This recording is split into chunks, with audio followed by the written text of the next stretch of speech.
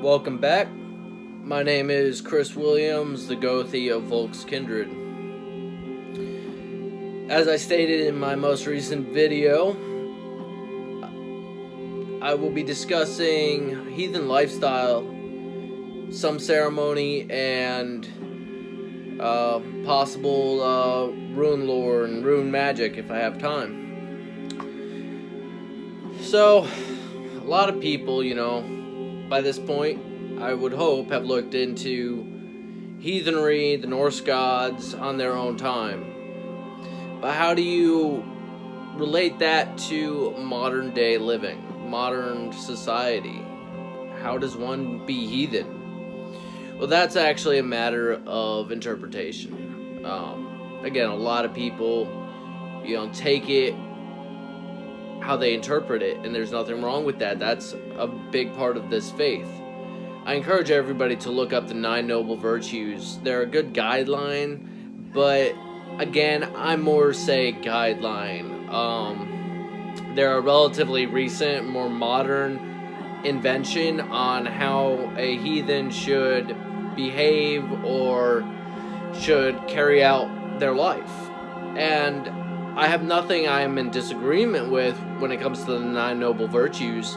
However, I feel it shouldn't be required with a basic understanding of the gods and how they lived. The 9 Noble Virtues should come more instinctively and shouldn't have to be drafted up as though a rule book. But like I said, a lot of heathens, live their life differently, and they go about it differently. What I'm going to speak about now is how Volk's Kindred goes about it. We live our life keeping in mind how best do we honor our ancestors and the gods. Our actions, how best do they notice that? Now, with our ancestors, it's a little easier because our ancestors are looking at less stuff. They're looking at their ancestral line, all their descendants. If you go back far enough, that could take a while for them to notice you, but by and large, you want to make your ancestors proud. If you had a father or a mother who recently passed, you would live your life the way they wanted you to live it, to do their honor their memory. And it's the same concept with the ancestors, but it's also much the same with the gods. With basic understanding of how the gods lived, like I said, you should know how to live your life.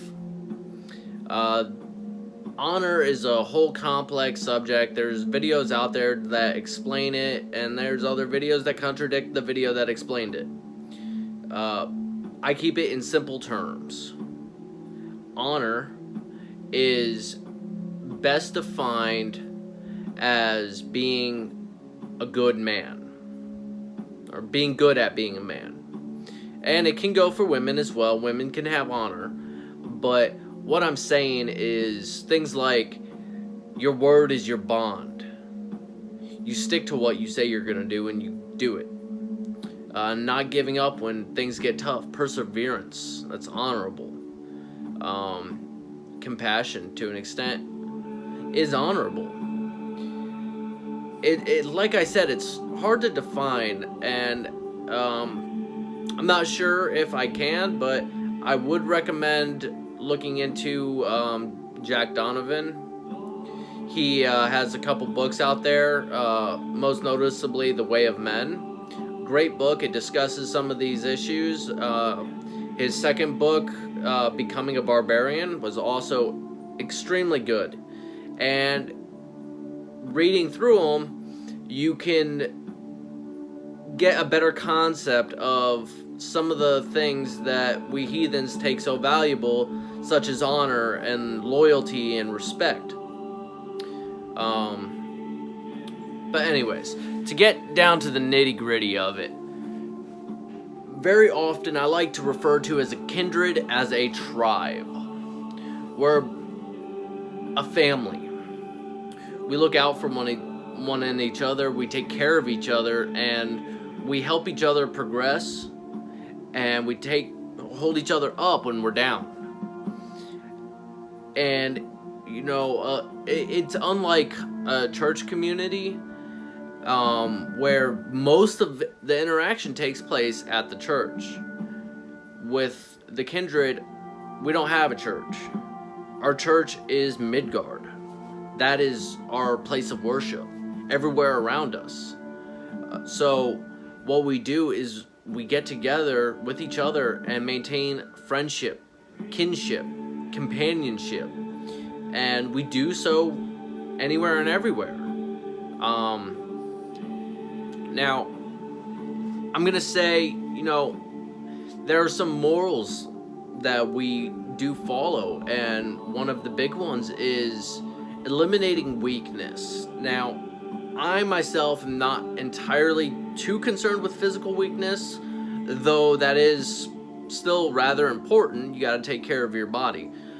But I'm discussing things like mental or emotional weakness, attachment, addiction, things of this nature that you need to strive to overcome and show strength at overcoming them.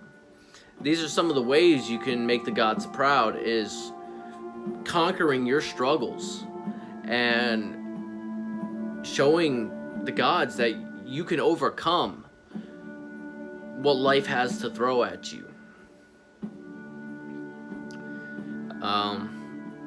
Loyalty and brotherhood. Loyalty's huge. We're all humans. We all make mistakes. We all do things, hurt other people that trusted us. But as heathens, we want to strive against that. We want to strive to build our bonds tight and strong. In the Havamal, which I also recommend people to read, a discussion's had, or there's a couple passages about loyalty and kinship. And one of the things that it says is, keep the path to your friend well traveled. Many gifts will come for those who exchange gifts for gifts. Friendship will be exchanged with friendship. And this is important. We as human beings are not meant to go through this life alone, solitary. We're social creatures. It's what we do. It's what the gods intended us to do. The gods themselves are social. So, sometimes it's hard. I myself have broken ties with close friends, either through their betrayal or through my own. But loyalty and kinship is paramount in this path. I see I'm running up on my time here, so I'm going to jump to the next topic. Ceremony. Now, I won't speak directly for what Volk's Kindred does. Not that it's necessarily a secret, but we view it as a privilege for those that we trust and honor to bear witness our more sacred activities. But I will tell you guys that the primary 3 ceremonies, you have a sumbel. A sumbel is essentially, you can almost think of it as a round of drinking. Usually carried out with mead, often with a ceremonial horn, like this one. And you stand in a circle. Often the first round is honoring the gods. Usually there are no rules, but whoever is hosting the sumbel can set rules. After everybody has honored the gods, the second round is honoring the ancestors. This is important. You're raising your horn just like in the first round, saying something honorable and noteworthy about your ancestors and drinking from the horn. And on the third round is a toast and boast. In the toast and boast, you toast and boast. Toast the people in your kindred or in your circle.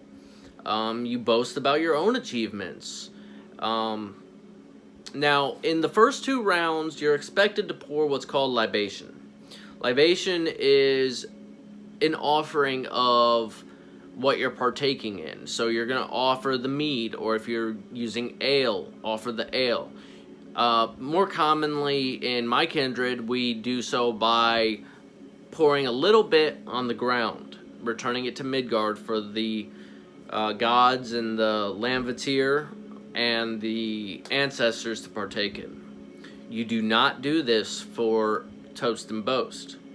It's, in my opinion, ill taste to not just, boast about yourself, but then also, have the gods drink from it for you.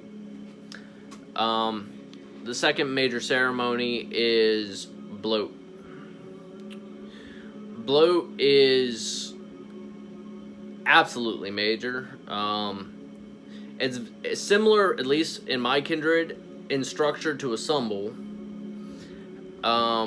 However, it's dedicated to 1, 2, 3, maybe 4 gods, and it's drawn out more. Again, I'm not going to get into too much detail about exactly how we do it.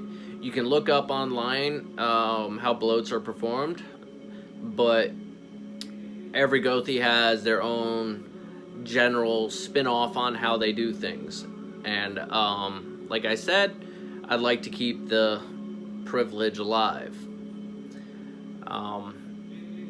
The third ceremony would be very much like a blot. Oh, actually, that reminds me. Sorry about that.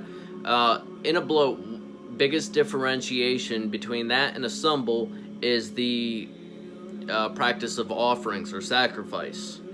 You are expected during a blot to make an offering or a sacrifice.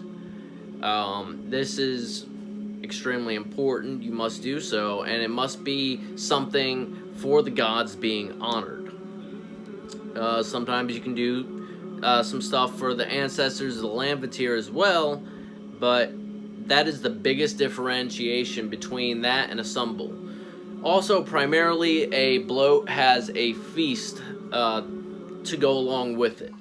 Something that continues, going along, and your entire goal is to invite the gods to come join you in your feast and to be present with you. You might have mixed results with that, especially if you're a new heathen or you're just starting out with a new kindred. It takes some finesse and it takes some time and energy to get the gods to come and be present with you. But trust me, when they notice you and they come down to join you, you know it. There's no question in your mind. It's not a matter of faith. It's a matter of they're there. I'll get a little bit. I'm just going to touch a little bit on runes. Runes are magic symbols that were discovered by Odin. In the Havamol it reads, "Wounded I hung on a windswept gallows for 9 long days and 9 long nights. I pledged, or they gave me no bread, they gave me no mead. I pledged myself to myself. I took up the runes, and wounded from that tree I fell." I could be a little off on the quote here, but I believe there's 9 Ets. My rune magic is still a little iffy, but there's Ets of runes, and I do know Odin has kept himself one that he has not disclosed to mankind. All the other ones are all disclosed, and these runes invoke various different degrees of magical properties, depending on how you use them, their invocation, and the way you just in general. You get into it wouldn't be Sade work, but rune work, and a lot of times runes could be used for divination. You can read the runes to discern, what fate has to offer.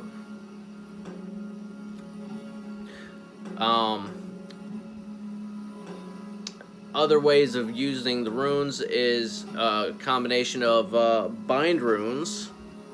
Bind runes are a couple runes put together to make a entirely new symbol with entirely new properties based on the different runes you put into the symbol and the orientation of those runes.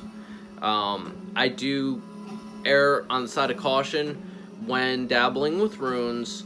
Know what you're doing and be prepared, because in essence magic is uncontrollable and the results of such might not be what you expect. So do err on the side of caution and know what you're doing before you start doing it. I could keep going, but I see I'm running at 16 minutes, so until next time, y'all take care. If you liked my video, please subscribe and leave any comments in the comment feed.